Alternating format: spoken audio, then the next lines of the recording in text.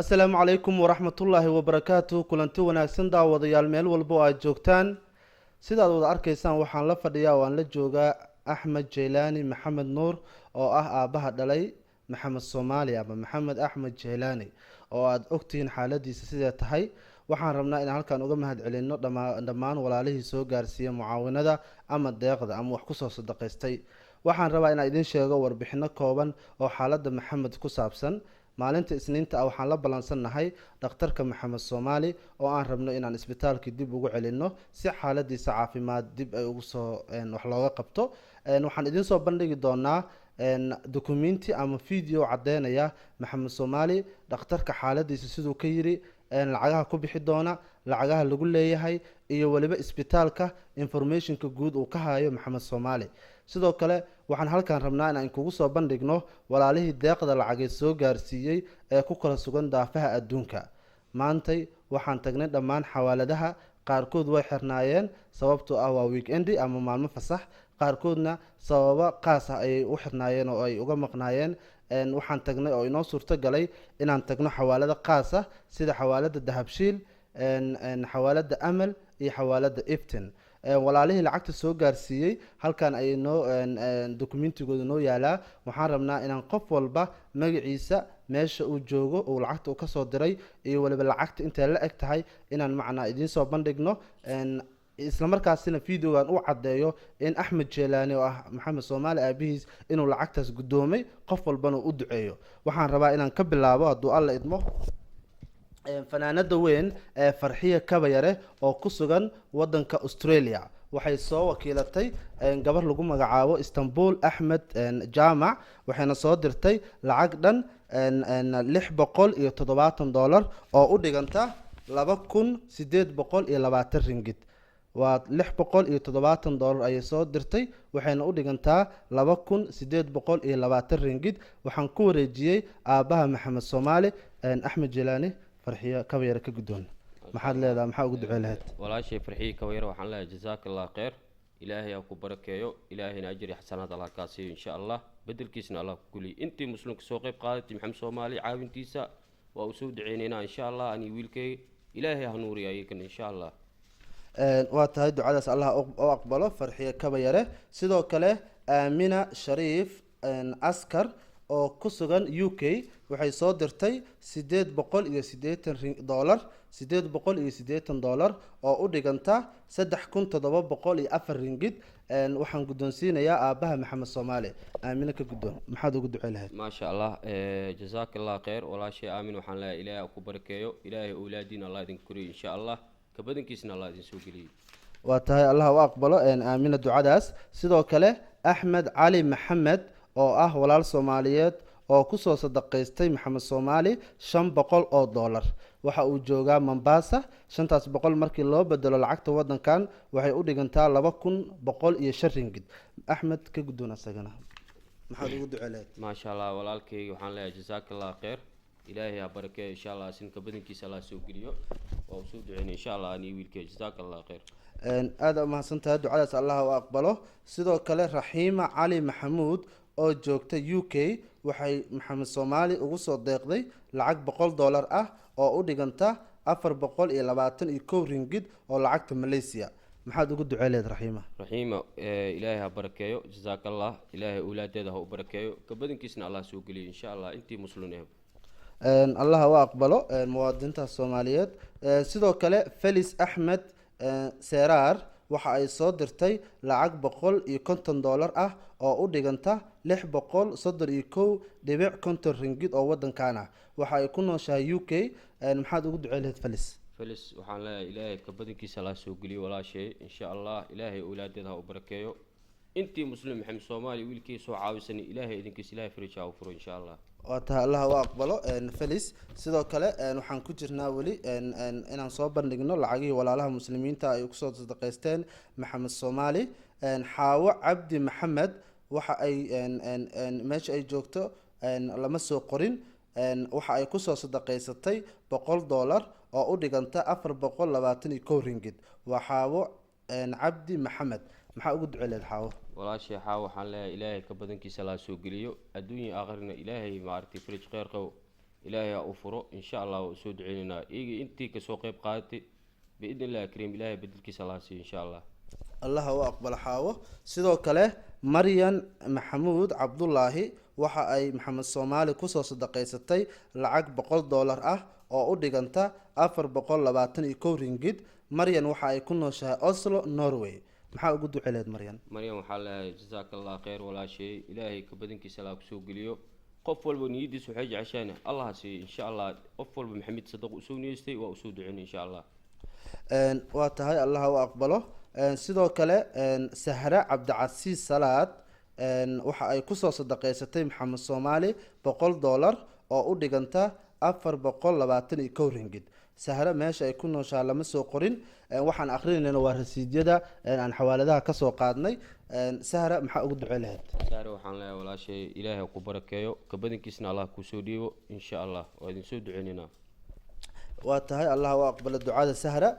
sidoo kale xasan cabdulaahi oradah waa xasan cabdulaahi oradah waxa uu kusoo sadaqaystay maxamed soomaali $50 oo u dhiganta $210. waxa uu ku nool yahay qadar dooxa. qadar dooxa ayuu joogaa xasan. xasan maxaa ugu ducey lahayd? walaalkii xasan waxaan leeyahay jazaaka allah khayr ilaahay ka badankiisa allah ku siiyo insha allah.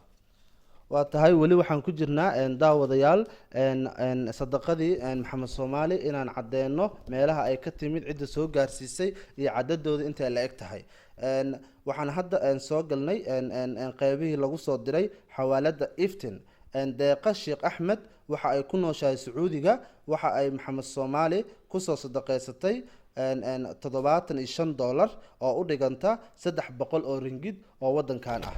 كقدون دقيقة دقيقة جزاك الله خير إن شاء الله إلى إذن كيس كبدن كيس إلى قصيو بإذن الله كريم وإذن سود عيننا أنا إن شاء الله أدي ويلكيب. واتهاي الله أقبله الله أقبله سيدو كله أن أقليم عمر waxa ay ku nooshahay sacuudiga. waxa ay kusoo sadaqaysatay maxamed soomaali $100 oo u dhiganta 420 ringid. maxaad ugu ducey lahayd? qiimo waxaan leeyahay ilaahay فريج خير قوم يشيني كان الله يكون فرج جزاك الله قفل بنيدس وحاج عشاء الله وسهله دعوا وحن إذن هينو إن شاء الله وإذن سود عيننا مرة الله أقبله. سيدو كله أن عذر محمد كاهية waxa ay kusoo sadaqaysatay maxamed soomaali $100 oo u dhiganta 420 ringid oo wadankan ah. waxa ayna ku nooshahay Mareykanka. maxaad ugu ducey lahayd? waxaan leeyahay jazaak allah khayr ilaahay ka badankiisa allah kusoo geliyo ilaahay awlaadiina allah idin koriyo insha allah biidni illaahi kariim. sidoo kale waxaan ku guda jirnaa weli inaan cadeyno meelihii lacagaha naga soo gaareen iyo ciddii soo dirtay iyo cadadooda. cusmaan axmed mataan waxa uu ku nool yahay Switzerland.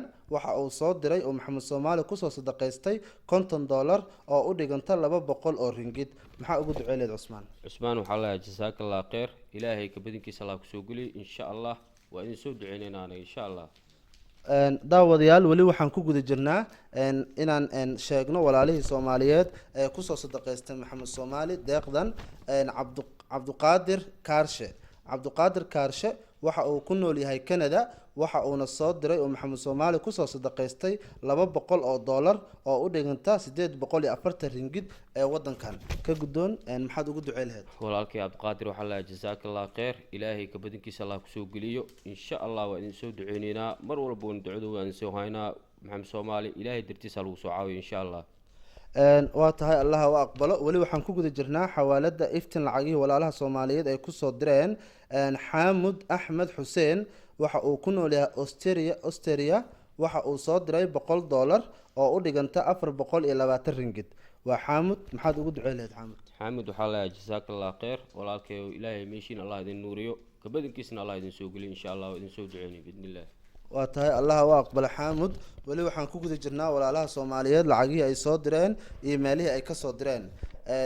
cabdiqafaar xasan abuukar waa cabdiqafaar xasan abuukar waxa uu soo diray uu maxamed soomaali kusoo sadaqaystay $250 oo u dhiganta 1,050 ringid. waxa uuna ku nool yahay Denmark. cabdiqafaar maxaa ugu ducey lahayd? cabdiqafaar waxaan leeyahay walaalkay ka badankiisa allah kusoo geliyo insha allah qof walba niyadiisa waxay jeceshahay allah u sahlo insha allah waa soo duceynay intii muslim qayb qaaday maxamed soomaali insha allah.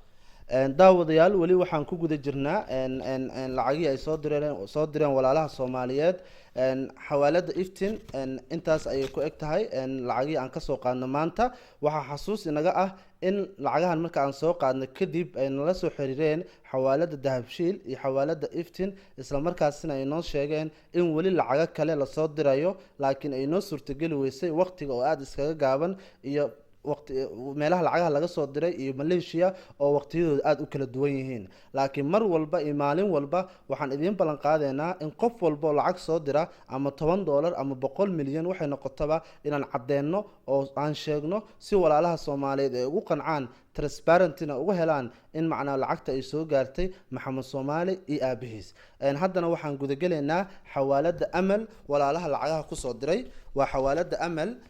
Sumaya Cabdi Ibrahim waxa ay ku nooshahay Uganda, Kampala. waxay Maxamed Soomaali kusoo sadaqaysatay $50 oo u dhiganta 210 ringgit.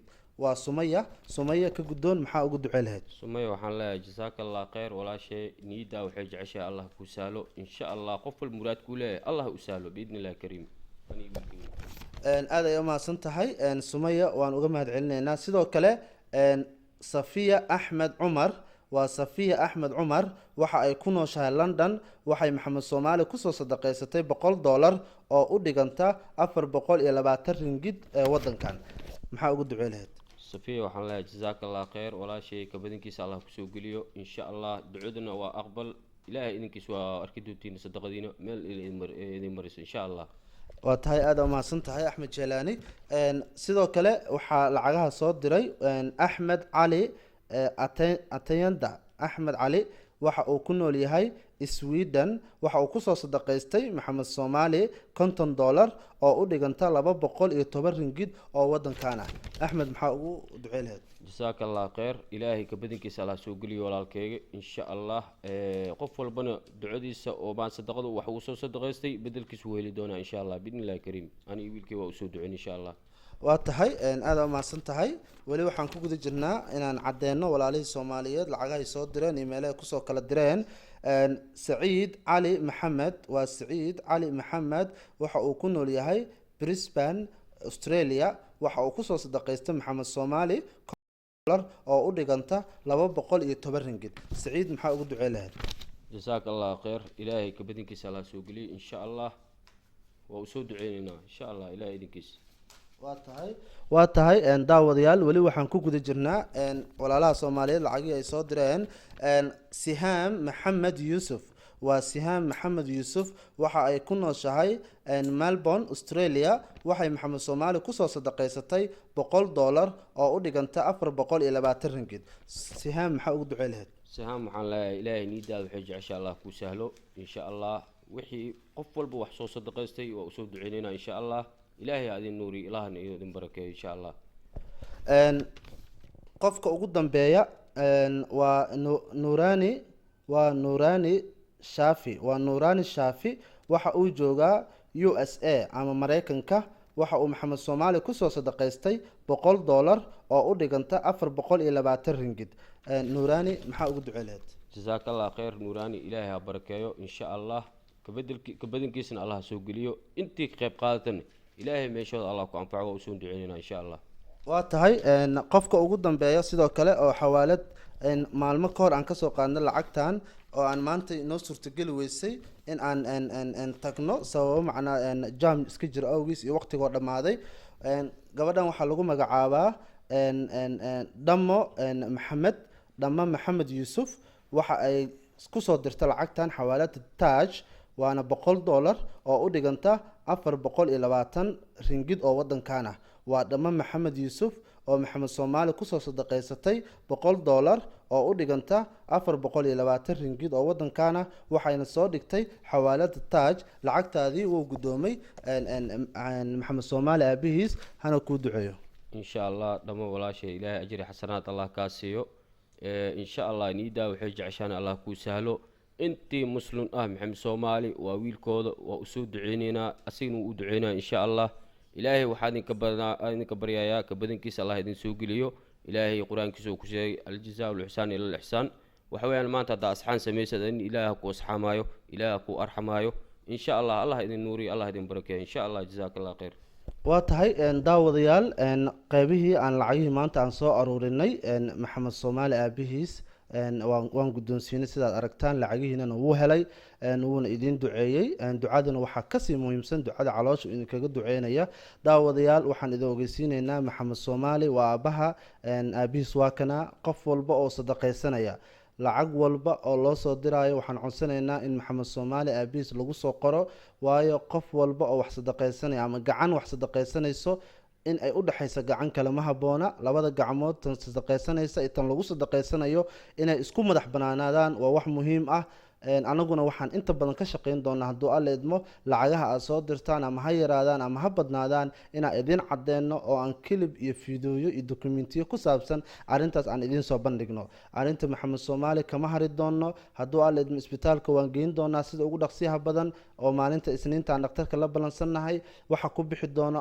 oo idil waan idiin soo gudbin doonaa ayadoo rasiid ah ayadoo video ah iyo dhakhtarkii oo afkiisa ka sheegi doona hadduu alla idmo isbitaalkii macnaa qaababkii hore ula macaamilay iyo sida saxda ah ee informationka maxamed soomaali ka yaala isbitaalka waan idiin soo bandhigi doonaa fadlan waxaan idinka codsanaynaa maxamed soomaali deeqdiinu u baahan yahay gacantiinu u baahan yahay wax walba oo aad soo dirtaan waa la cadayn doonaa qof walba biliis kusoo sadaqaysta maxamed soomaali waxaad awoodaan sadaqada ammaanta baxsataan bili ayaad heli doontaan aabaha maxamed soomaali axmed jeelaani sidoo kale wuxuu rabaa inuu idiin sheego fariin gaaban oo ku saabsan wararkii maalmahan tuhunka dhaliyey in uusan jirin oo aabaha isaga uu yahay ciddii macnaa isaga aamini weysana aysan aaminaynin qof kale oo guddi ah ama cid kale loo soo xil saarto axmed jeelaani ummadda soomaaliyeed ee ku daawanaysa maxaad u sheegi lahayd maxaad macnaa fariintaadu ay tahay niyadaada iyo waxa aad dareemaysa sidaad ugu faraxsan tahayna maxaad ugu abaalcelin lahayd maxaana ugu ducey lahayd dhammaantooda isku duuban ما شاء الله جزاك الله خير walaalkay azaariyo ummadda soomaaliyeed meel walba ay joogto waxaan ugu duceynaynaa aniga wiilkayga inuu ilaahay siday jecel yihiin inuu ilaahay u sahlo teeda labaadna maxamed soomaali horta runtii aniga aabiisaan ahay qofna ma jiro walaalayaal aabbo iyo hooyo hadda i dhegaysanayo oo i maqlaayo runtii waxaan rabaa idaan idin caddeeyo khaasatan horta waxaa la rabaa inaa isweydiisiin aabbahan calaacalaya ama oonayo ama ma aragtay dhibaatoonayo ma yahay qof yacni waxyaalaha lagu tilmaamayo ka suurta gelayso ama yacni ku dhaqaaqi karo waayo wiilkayga maanta waa saqiir waa iska maanta wuu yaryahay wax walba uu sheegi karaa xaqiiqatan waxaan jeclahay dadka i daawanayo inaan tusiyo wiilkayga codkiisa xataa ee maqlaan inaan aniga necbanahay inaan maaragtay oon dayactiray inaan ilxun ku fiirinayo yacni qof walba wuu dareemi karaa taaniyan waxaan kaloo rabaa warkaan oo idin soo gaabinayo jooga meel walba aad joogtiin xaqiiqatada waxaa ah aniga ma ihi nin aakuluusta ah ma ihi nin qamri cabo maxay ahayd umalihi farac iyo sinji weligeena waxaan ahayn dad ilaahay macnaha ku xiran qur-aanka kariimka ku xiran oo weligoodan yacni maaragtay oo tuftooda loogu tegi jiray macni inay dadka ku tufaan qofka xanuunsan marka maanta aniga ma ihi nin ciyaal suuq wiilkeygana waan jeclahay waayo madi ma ahan maxamed soomaali ciyaal kalaa ka yar لأنه أسيق لنا نوع كوي يراين حمري يجوغان يعني أقلي إنه شقيا الروا قف أود كيسنا عين مجرو حتى هادو قف كاس أوليها ومير كيسو سن دمين أود كيس من عايو وحاكلو جرتو إسكداي أنا إليها بنا قلقيونا أورتي أو يعني ما أنت حيوانك أو وضد الصعود وحوق دلو هادو دقيقة دواي ودريمي كرتين سوء ورويراي marka wiilkayga maanta aniga aan ku basbasayo oo wajigaysan murugta ugu muuqato yani qofkii warkii oo dadkii aniga maanta dhibkii ii geystay oo qaatay horta waxaan leeyahay dadka barogaraandada aniga iga sameynayo ilaaha subxaanahu watacaala aan ugu dacwooday biidni illaahi kariim dadkaasna way arki doonaan maxamed iyo aniga beenta laga abuurayo ama wiilkayga laga samaysanayo insha allah dacwadeena ilaahay jirtaa waa hagaag daawadayaal lacagtaada arkaysaan ee shaashada ku qoran total ahaan waa $4,970 oo u dhiganta lacagta Malaysia 16,500 oo ringgit waa lacagta Malaysia waad arkaysaan lacagtan waxaa gacanta ku haya aabaha maxamed Soomaali waa lacagtaas ringgit-ka dollar ahaan loo soo bedelay oo Malaysia xawaaladaha ku yaala lacag dollar ma bixiyaan, waxay bixiyaan lacagta wadankan oo ringid ah. waxaan lacagta markaas gacanta ka saareynaa maxamed soomaali, axmed jelaani. maxamed soomaali u dhiiba lacagta si macnaa dadka u arkaan inaad labadiina wada guddoonteen. maxamed maxaad dhihi lahayd waalidka kusoo caawiyey ee abtiyaal iyo eedooyin iyo habaryaal iyo dhammaan waalidku ah, maxaad dhihi lahayd, maxaad ugu mahad celin lahayd?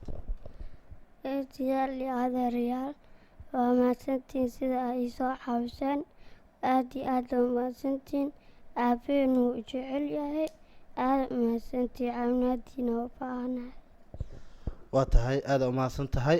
daawadayaal waad maqlaysaan codka maxamed soomaali uu idin jecel yahay, wax walba usoo dirtaanna wuu ka warhayaa, waana la socodsiinaa, waxaanu ula macaamilnaa sida qof weyn oo hantida aad kusoo sadaqaysanaysaan uu asagana controolkeedana ula socdaa. aabahana sidoo kale wiilkiisa aada u jecel yahay, wuuna ka warhayaa. waadna muuqaaladii hore haddaad dib u daawateenna waad arki kartaan farqiga u dhexeeya axmed jelaani siduu ugu baaba-ay, waxyeelada inta badan ay ka muuqatana ujeedaan. lugta maxamed karuqaad, lugta waa tanaa maxamed, maalin dhawidaa lasoo dhayay 2 maalin ka hor. markii hore wallaahi guriga markii lasoo gelaya aada ayay lugtan looga dareemi jiray guriga, laakiin haddeertaan waa lasoo dhayay, way fiican tahay. lugtan kale aa ujeedaan maxamed karuqaad, lugtan kale aa ujeedaanna waa meesha laga jaray maqaarka, ayadana waxay la mid noqota lugtan oo kale. meeshaan hore ee aa ujeedaan way qaloocan tahay, ayadana waa meeshii la rabay in la jebiyo oo ayadana qaliin operationka lagu sameeyo. marka xaaladda maxamed waa faanoole fari kama qodna. waxaana maalinta isniinta maxamed geyn doonaa isbitaalka, waxaanu soo ogaan doonaa hadduu alla idmo oo aan la ballansannahay dhakhtarka maxamed. waxaan si documenti oo cad inkugu soo bandhigi doonaa waxyaabaha ama lacagta ku bixi doonta maxamed, sida caafimaadkiisa uu noqon doono. wuxuuna muuqaalka noqon doonaa weekly report, ama mar walba aan idiin soo gudbino hadba xaaladda maxamed meesha ay marayso. sidoo kale dad badan ayaa jira oo lacaga kusoo diray xawaaladaha kala duwan ee malaysia.